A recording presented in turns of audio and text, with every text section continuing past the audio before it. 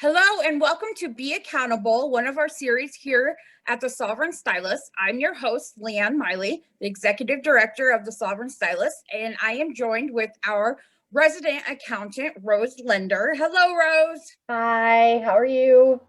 Good. So today we are going to talk about how to find a good accountant, an accountant that is a match for you and your business, and also kind of why it's important to have an accountant. So I'm just going to dive into our member questions that were sent in. The first one is, what makes a good accountant? So, a good accountant is going to be one who has good attention to detail, who understands your area of expertise or your business. So, I mean, obviously, manufacturer is going to be wildly different from a stylist, or an esthetician is going to have much different metrics than, say, my brain's not coming up with it, like a lash tech or something like that. There's way different levels, and you need somebody who is going to understand the complexities or simplicity of your business. And you also want to make sure that their attention to detail is going to be as on the same board as you. So if you're really interested in knowing like exactly how much you make per client, you're going to want to have somebody who's on board with making sure that everything gets put in correctly so that you can have those measurements. Good points. What kind of questions should we be asking before we actually hire an accountant? So just for yourself as a business owner, you're going to want to figure out your comfort level with having somebody else have their hands in your finances. So, if you're somebody who really demands that you do everything yourself, or that you have your hands in it at all times, maybe you want more of training versus full service. Also, the complexity of your business, or how long you've been in, or again, if you really want to dial into those metrics, you're really going to want to understand if this person is going to fit your needs based on what your individual criteria are. So you really want to figure out that comfort level for yourself. And then obviously there's going to be a budget and a cost. And I know this kind of goes into question 4, which is budget cost. So I just kind of want to hit that together just because I saw that they were kind of the same. So when you figure out your budget, you're going to maybe check in with other stylists in your area and see what they pay for their financial assistance, and what type of services they're getting, and what level of services they're getting. So a bookkeeper is going to be different from a CPA in terms of cost. So maybe you have a CPA who only does your taxes. So like your quarterly sales tax filings, or your payroll tax filings, that kind of thing. A good bookkeeper can do most of that with some good software these days. So it really shouldn't be that much money. But again, it's going to be your comfort level and what you're willing to pay versus what you need for your business. So let's kind of jump into that. Is there a difference between hiring like an accountant and a CPA? Yeah, there's small differences. So a bookkeeper, so we start at the lowest tier, and I don't want to say lowest as in like the lowest value, but these are the people who nuts and bolts. They put in the credits and the debits, and they reconcile all of your accounts. They can pull your reports and send them to you, and might be able to give you a little bit of insight on those reports, or show you where current key metrics are. And then an accountant is going to be the next level up. Those people are able to do a little bit more analysis, especially on your financial statements, and say, hey, I noticed that this expense is a little out of whack. Are we paying more for color? I know color has gone up wildly since the pandemic began. So that would be something that someone in your niche who specializes in what you do would be able to point out. Like, so I know that it went up 10% in the market, but I see you're paying 23% more. Is there something going on here? Did you switch color lines? I mean, there's all kinds of stuff that can happen, but you need to have somebody who can actually even know those questions to ask. And then a CPA is going to be somebody almost like an attorney who is legally able to file things on your behalf. Now, there are accountants out there who can do taxes and things like that who are not CPAs. There are, I think, 6 states where you must have either a CPA or someone especially licensed in your state to file taxes on your behalf. I know California is one of them.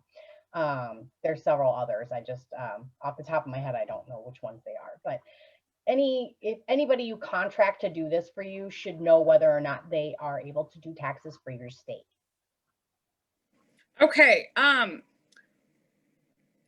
What kind of services can an accountant help me with? An accountant can help you with everything to do with your finances. Everything from, again, your credits and debits and making sure all your accounts are reconciled and that you're not bouncing checks, to complicated financial reporting to help you with those key metrics in order to improve your business. Good info. How much, you kind of touched on this, but how much should I budget for an accountant? Yeah, that's a tough one just because it's going to depend on your level of comfort, right? So if you want training, you know, that's going to be a wildly different fee than somebody who's going to go in and do everything for you. And then, you know, the service level is going to really make a difference. So if you just want somebody to come in, do the credits and debits and like categorize all of your expenses and things like that and give and reconcile your accounts and send you the reports, it should be fairly cheap. If you have payroll and you're having them file your taxes, like your quarterlies and your sales, I mean, like all this stuff, you know, obviously with each level of complexity or service, that price is going to go up. And it also depends on where you live. So something that might be cheaper I live in Wisconsin, right, is going to be cheaper probably than in California, just because California has so many regulations with how you have to do things. That's a good point. There is a lot more. The states are going to, you know, determine even like deductions and credits and stuff that they have to look out for in your industry. Right. So this is another good question, is where should I look for an accountant? And this was actually something that I personally struggled with when I found that, you know, like when I went out to be independent, I needed somebody to help me. I was not a numbers person outside of, you know, doing color levels and mixing developer with the tube of color. Yeah, So, I have huge props for you guys because you guys are actually chemists, and yeah. I am definitely not a chemist. What I ran into is I'm from Nebraska. So pretty much around here, unless it moved or unless it came from the ground, I had a hard time finding a bookkeeper, an accountant, or a CPA who was familiar with the industry. Right. So, is there any kind of resources or where can we go to look to find somebody to be our number person? So there's several different places you can go. So if you have a local, like we have a Wisconsin cosmetology barber group on We have one Facebook. in Nebraska Yep. too. Most have one, and if they don't, you should actually consider starting one. Yes. And that's out there to. It's great networking with other professionals in our industry. Right. And especially, you know, like we can't be all things to all people. Let's say you do hair. You probably don't do, you know, lashes. You probably don't do microblading. You probably don't do, you know, some of these other things, you know, Botox injections and things like that. So, that, you know, obviously you want to network within your area, but also those people can be a great resource to just send a shout out like, hey, I'm looking for a bookkeeper who loves who they have, you know. So I always said like Facebook groups. Local marketing referral groups are always really good, a really good idea. I mean, I went to a BNI, but it was like $900 a year. And I was like, that's ridiculous. But I've since found some other local ones, which are much more cost effective. So just kind of go out and go online and see what's out there. Again, the Sovereign Stylist. Hey, I'm in this state. I'm looking for somebody who can do X, Y, Z. Who do you recommend? Other stylists will chip in if they love who they have. Right. Yeah. And then again, there's, I'm part of like some Milwaukee marketing groups and some Madison marketing. These are all like bigger cities in Wisconsin. And I do everything remotely. So I don't have to be like exactly where they are. I just have to kind of understand, especially like here in Wisconsin, we have stadium taxes. So you have to know when to file those, and you have to know whether or not certain stadium taxes are still in effect. So that's really important to find somebody who's going to be able to do all of that. There's some really good accounting software out there these days that you could do it yourself and just get some training. So it really, again, depends on your level of need, and finding that group where you feel comfortable saying, hey, I really need some help with this, and having some people give you some good suggestions. And then we'll wrap this up here. What should somebody do if they feel like their accountant isn't a good fit for them? The first step would be to hire a new one. So, there's always you want to, when you hire one, you want to make sure that you are actually interviewing potential accountants or bookkeepers to make sure that you are a good fit. You're a good, you vibe together. You have kind of the same overall ideals about life. Things like just having a 15 or 20-minute talk with somebody to make sure that there's somebody you like, somebody that you understand and who understands you, when you're having just a normal conversation. And then you want to make sure that they're going to be able to do the level of complexity that you need. And then obviously the fee, you're going to make sure that it's within your budget.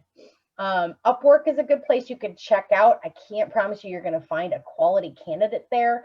But obviously the first step is to find somebody who you think will do a better job. And then just letting that bookkeeper or accountant know, like, hey, this really just isn't working out for me. I mean, the same way that you would terminate with a client. Right. Or the same, you would want a client to come to you and be like, this isn't working, and not just ghost them, because we know how much we hate that. Yeah. And well, with your bookkeeper, you almost can't just ghost them. They've kind of got their hands in your financial stuff, or they have your receipts, or they have XYZ. So just say, I'm really sorry, but this just isn't working out for me. And I've hired someone else. Can you please send me back whatever XYZ? Make sure you settle up with them. And then make sure that you have contracts in place with your new ones, so that if they aren't working out, you can say, I'm really sorry, but I'm going to terminate the contract. And I've had to fire clients too. Either they weren't willing to pay for the level of service that they wanted, but didn't really need, to be honest. They would text me 5-6 times a week and expect me to drop everything. But they weren't willing to pay for that level of service. And I was like, hey, this really just isn't working out. I'm sorry. You can either pay this, or I'm sorry, you're going to have to find someone else, because I just don't have the time to dedicate to this. And, we ended up parting ways, and that's okay, because he'll find somebody hopefully who will be willing to do that service for that price. The same with, with you and your clients. If they're not willing to pay the price, then you have to kind of let them go. It's nothing, don't take it personally. And hopefully your bookkeeper or accountant isn't going to take it personally. But that's just be professional about it, and just let them know. And this is a phone call. This is not a text message. Like, hey, I'm really sorry, this isn't working out. I've hired so-and-so. They're going to be stepping in. Can you please send everything to them? Or, depending on what you have going on for your accounting software and stuff, you can just assign different people and remove them instead. All right. Well, thank you very much, Rose, for giving us those tips. And hopefully this helps you go out there and find out if you need an accountant, a CPA, a bookkeeper, what your budget is, where to look, and kind of what to ask to help make a good fit with an accountant to help you with your numbers. Absolutely. Next time on Be Accountable, and make sure you give us a like and a subscribe, and we will see you in the... I just want to throw out, I forgot this. Whatever you plan to do, please don't wait until it's a huge mess. It's only going to cost you more time, money, and headache than you want to deal with. Get it right from the beginning, and it's not a huge mess later. Same like you don't want your clients to box dye their hair at home and then come in and have you fix it. You'd rather they just came in and had you do it from the beginning. It's the same thing with your numbers. So that's a great point. Yes. Oh, don't be afraid to ask for help. We do not want accountants to go out there like Rose and do her own hair. I do not do my own hair. I just want to throw that out. So thank you very much, Rose, and we will see you guys next time. Thanks a lot. Bye-bye.